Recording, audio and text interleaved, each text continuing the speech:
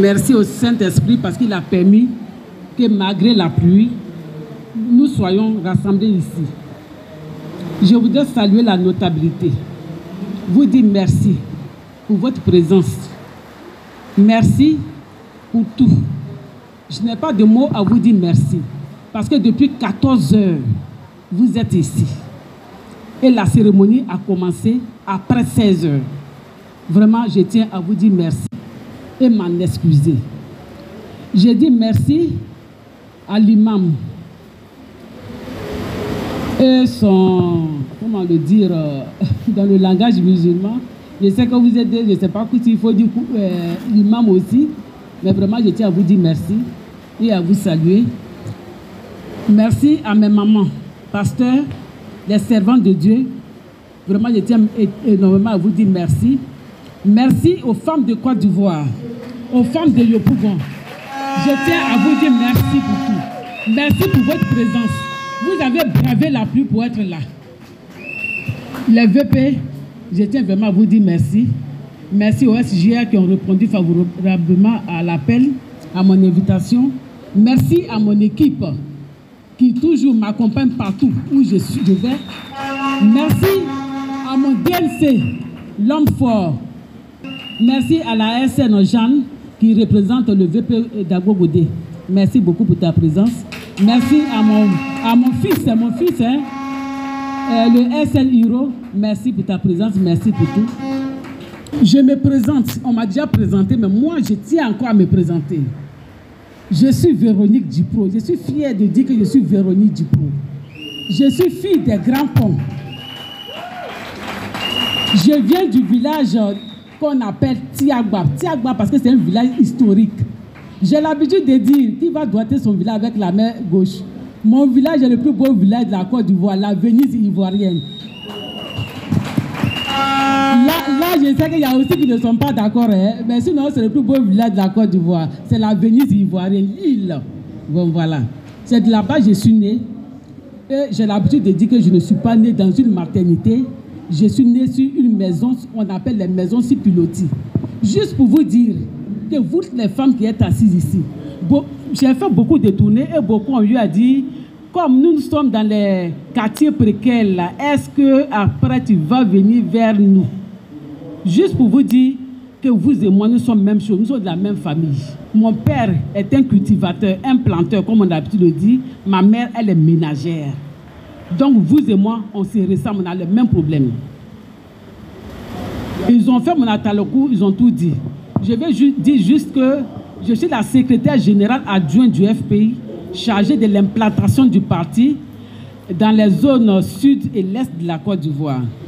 Je suis candidate à la candidature. Je n'ai plus envie de dire à la candidature parce que je sais que ma candidature est maintenue au nom de Jésus. Donc je suis candidate. Je suis candidate au poste des femmes du Front populaire ivoirien. Je suis venu vous présenter mes projets.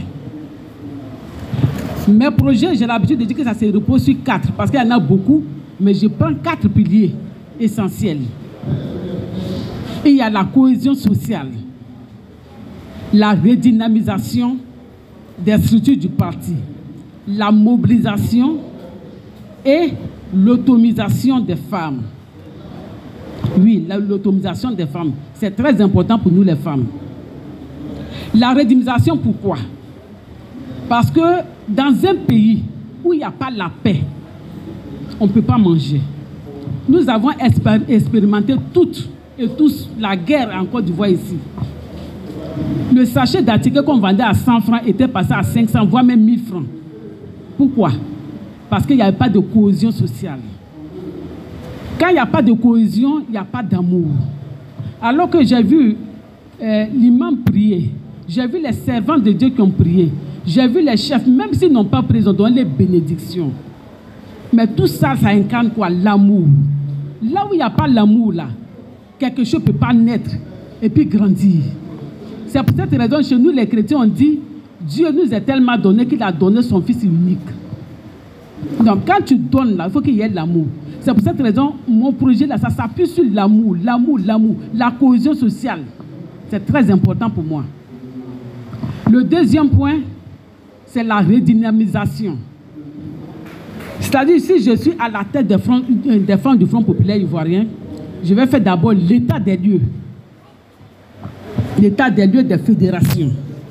Et essayer de voir où il n'y a pas de fédération, on va redynamiser, mettre les femmes là où il faut mettre pour que le pays puisse vivre. Après la redynamisation, nous avons l'autonomisation des femmes. Ça, c'est le point qui nous intéresse beaucoup. Mais avant que ça ne nous intéresse, parce qu'il n'y a pas la cohésion, on ne peut pas parler de l'autonomisation. L'autonomisation, je dis quoi? Ici, vous êtes, chacun a son domaine d'activité. Donc, je me dis, au lieu que je vais prendre la tête, et puis bon, on ne fait rien, on va seulement, on parle politique, et puis on retourne à la maison, on paie transport. Non, il faut que les femmes soient autonomes. C'est pour cette raison, je sais que parmi vous, il y a certains qui sont dans la couture, d'autres dans les vivriers, d'autres dans l'immobilier comme moi, parce que moi je suis dans l'immobilier, d'autres coiffure, couture, etc., etc. Mais on va vous classer par secteur d'activité. Ceux qui font les vivriers, on va les mettre ensemble. Comme on appelle la couture, on les met ensemble, ainsi de suite. Quand tout sera fait, on va essayer de voir une banque avec laquelle nous allons travailler pour vous octroyer des prêts. Ça, c'est possible. C'est vrai que vous allez attendre, les gens vont parler de l'autonomisation des femmes, les gens viennent, ils parlent et puis ils s'en vont. Mais ceux qui parlent et puis ils s'en vont là, ils ne sont pas nés sur maison pilotis. Mais moi, je suis né dans la maison pilotis. Donc, je connais la pauvreté de mes mamans. Je connais la pauvreté des femmes. Donc, comment faire pour que les femmes puissent avoir quelque chose pour travailler là? Ça là, c'est mon combat. C'est très important. D'aucuns diront, mais comment faire? Est-ce que vraiment ils vont nous donner des crédits? Mais moi-même qui vous parle là, je prends crédit pour travailler. Je sais, je connais les rouillages où il faut passer pour avoir les crédits. Donc, mais pour qu'on puisse faire ça, je demande une clé. La clé que je demande là, c'est être à la tête des femmes du Front populaire ivoirien. Parce que pour moi, c'est une clé. Et si j'ai cette clé, ça sera très facile de rentrer là où il faut pour vous trouver ce que vous voulez. Mais au-delà des femmes du Front populaire ivoirien, je vais parler aux femmes plurielles. Je vais parler aux femmes plurielles. Quand je dis aux femmes plurielles, c'est-à-dire parmi vous qui êtes ici, vous n'êtes pas toutes du Front populaire ivoirien. J'ai invité des personnes qui sont même PDCI, RHDP, comment on appelle l'autre là, entre tous les partis politiques, même société civile. Moi, je vous ai invité parce que je veux qu'on discute, on se parle. Je vous ai invité pourquoi? Parce que je me dis que demain, si je suis à la tête des femmes du Front populaire ivoirien, vous et moi, nous allons signer un contrat. Et puis le contrat, mais c'est maintenant où on va signer ça. Ça sera un contrat de partenariat, mais pas un contrat de partenariat de raison. Hein. Ça sera un contrat d'amour. Ça ne sera pas un contrat de raison. C'est-à-dire, vous et moi, même vous ne pouvez ne pas être du FPI, mais du moment que je suis une femme et que je suis à la tête des femmes, nous allons travailler ensemble. La vie m'a appris, pour ne pas dire la politique m'a appris. Pour élire un président de la République, ce n'est pas son parti qui le met au pouvoir. Tu peux ne pas être FPI, tu peux ne pas être aimer le FPI, mais à cause de quelque chose, tu prends le bulletin et puis tu votes. Le président qui est au pouvoir actuellement, le président Alassane Dramane Ouattara, je sais qu'il y a même les militants du FPI qui l'ont voté. Voilà pourquoi moi, je préfère travailler avec toutes les femmes, ne pas travailler seulement avec les femmes de mon parti. C'est vrai, quand vous regardez derrière moi, il y a un homme qui a l'affiche là, un très bel homme qui aime sourire. De la manière dont moi je suis simple là, moi si tu es compliqué, je ne suis pas avec toi. C'est parce qu'il est simple, il est ouvert à tout le monde que moi j'ai décidé de marcher avec lui. Voilà pourquoi je vais être la première responsable de ces femmes. Pour qu'ensemble, nous puissions travailler ensemble. Mais en même temps, ce n'est pas seulement pour vendre des vivriers. C'est vrai, c'est bon. Mais je pense à une chose, deux choses qui sont très intéressantes. Deux choses qui sont très intéressantes. Parce que j'ai remarqué que les femmes ivoiriennes, nous ne sommes pas dans les réseaux, dans les réseautages. Or, c'est très important. On n'a pas besoin d'avoir doctorat. On n'a pas besoin d'avoir des milliards. Mais ce sont des engagements. la volonté, la foi. Avec la foi, on peut déplacer les montagnes. Il suffit qu'on se met ensemble. Donc, moi, j'ai pensé dans mon programme, quand je serai à la tête des femmes du Front populaire ivoirien, mettre en place un réseau de femmes entrepreneurs. Je sais que quand on dit entrepreneur, ce n'est pas seulement dans le bureau. Hein. Ce n'est pas seulement quand tu es assis dans le bureau. Toi-même, tu as tes affaires, tu fais là. Tu vas au marché au bureau, tu prends les marchandises en gros, tu viens, tu vends là. C'est de l'entrepreneuriat. Ce n'est pas seulement quand on est au bureau, on écrit, qu'on dit qu'on est entrepreneur. Non. Donc, ce réseau de femmes-là, je vais mettre ça sur pied. Mais au-delà de ça, je vais mettre sur pied le réseau des femmes leaders. Les femmes leaders, c'est quoi? Quand une femme, j'ai rencontré des femmes, j'ai rencontré beaucoup de femmes, même les femmes d'association, je les ai rencontrées.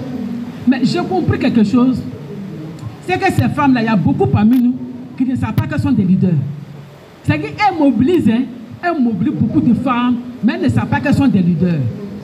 Mais le leader, c'est quoi? Le leadership féminin, c'est quoi? D'abord, il faut connaître ça. Parce qu'on ne connaît pas. Qui fait que nous-mêmes, on ne connaît pas notre importance, qui fait que n'importe qui vient nous utiliser. Mais dans ton quartier, quand tu te lèves, tu appelles les femmes, et puis les femmes sortent nombreuses. Elles se reconnaissent en toi. Elles savent que toi, quand tu es devant, tu peux lutter pour elles. Ça là, tu es leader. Tu es leader. Et ce côté-là, nous allons travailler ça. Nous allons développer ça. Parce que pour ces élections à venir, nous avons besoin des femmes. On a besoin des femmes. Des fois, on nous parle de 30%, mais on ne trouve même pas femmes même pour mettre là. Pourquoi? Or, pourtant, vous êtes là en association, on vient, on vous utilise, on dit, viens, il y a telle personne qui veut faire les associations, on court, on finit. On nous donne des miettes, quelque chose. Quand on vient, on partage même là, ça ne peut rien nous faire. Si on a trop même, peut-être c'est 5 000 ou 10 000 francs. Aïe, mais ça peut faire quoi long? Et puis on est dedans, hein? L'autre va nous appeler où on va. Alors que ce que vous avez mis en place qu'on appelle l'association, où on vient vous prendre là. Avec ça là, vous pouvez avoir plus. Et c'est ce que nous allons développer. C'est pour ça que je dis, je ne travaille pas seulement avec les femmes du Front populaire ivoirien. Je vais travailler avec toutes les femmes de Côte d'Ivoire.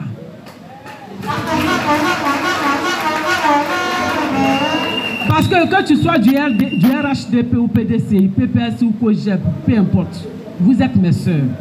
Et je sais qu'ensemble, nous pouvons changer beaucoup de choses. Ensemble, nous pouvons faire avancer nos enfants. Parce que les hommes seuls ne peuvent pas. Si nous, on est toujours derrière, les places même qu'on nous donne là, on ne peut même pas aller occuper ça. Comment pouvons-nous aider nos maris à aider nos enfants? Donc vraiment, je ne vais pas trop long, je vais m'arrêter là. Si vous avez quelques questions à poser, vous allez me poser et puis ensemble, on va vous répondre. Sinon, retenez bien que je veux un partenariat avec vous. Un partenariat d'amour, mais pas un partenariat de raison. Parce que quand on parle de raison, c'est parce que c'est comme ça que je veux. Sinon, je ne veux pas. Non. Pour nous, là, ça va être l'amour. Parce que là où il n'y a pas l'amour, on ne peut pas faire beaucoup de choses. Il faut qu'il y ait l'amour entre nous. La LDA qui prend, il faut le mentionner.